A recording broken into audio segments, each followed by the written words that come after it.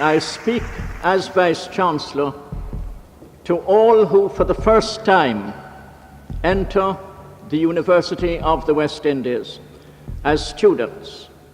To you, nearly 500 in number, to you all, it is my privilege to say welcome. Now, Dr. Guevara, I wonder whether you'd care to tell us exactly what your work is as senior lecturer in the Department of History. Well, I do the teaching in West Indian history, which is my special interest, and I also do the teaching in the history of Latin America, for which there's no one in the department specially qualified to undertake the teaching. And in addition to this, I do research in West Indian history, which, as I said, is the subject that most particularly concerns me. I wish first of all to express my gratitude to the many persons throughout the region and beyond who have sent me expressions of goodwill on my appointment as Vice-Chancellor. I truly marveled at the extent of the response, wondering at times whether they were hailing a denizen of Jurassic Park or thinking I was the new Don on the corner of what a chat show host who shall be nameless reportedly referred to as an intellectual getaway.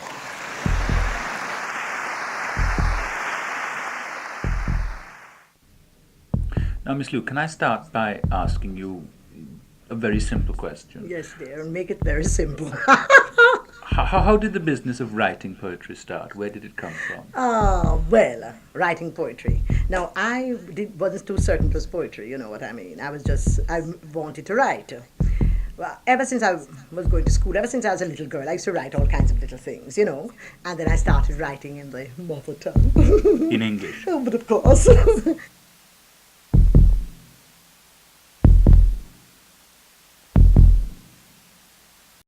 The University Archives is the perfect space to learn and research about the work and life of the University of the West Indies. Hello, welcome to the UWI Archives, the corporate memory of the university. Here is where we identify, acquire, organize, and preserve all our records of enduring value. The holdings of the University Archives is multi-formatted and varied. We start off with our earliest record being a bound volume of minutes of the Provisional Council of the University College of the West Indies, which is dated from 1947 to 1962. Our next major collection focuses on the University of the West Indies from 1962 until 1991, when a major change in governance took place. The monocampus collection focuses on the work of the monocampus administration, its faculties, its students, and its student associations. The Philip Sherlock Center for the Creative Arts, formerly known as the Center for the Creative Arts, was founded in February 1968 with assistance of the Gulbenkian Foundation and later completed by the Friends of Canada. The center was the brainchild of the former Vice-Chancellor of the University, Sir Philip Sherlock. He believed the university needed a place for the development of the creative imagination. John Figueroa's collection at the University of the West Indies consists of literary works, personal research, his personal life, and also documents relating to his professional career as Professor of Education and radio broadcaster and sports commentator. Most interestingly, other works by other Caribbean literary greats such as Derek Walcott and Dunstan St-Omer. In fact, he was the first West Indian professor at the University College of the West Indies. The University College of the West Indies commenced with its first Provisional Council in January 1947. This Souffon's collection contains records consisting of correspondence, maps, charters, plans, reports, minutes, agendas, and papers, amongst others.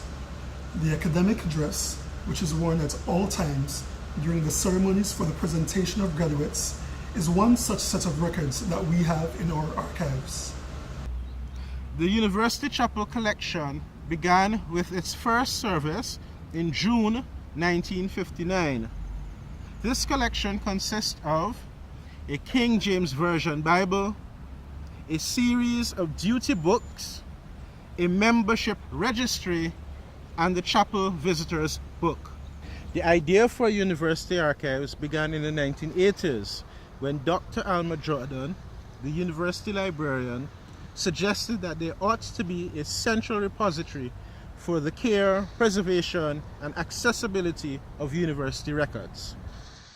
The University Archives is open to the general public and is located in the regional headquarters building of the University Vice-Chancellery. We welcome and we appreciate visitors with an interest on the Caribbean, the university itself, the various faculties, student life, student experiences.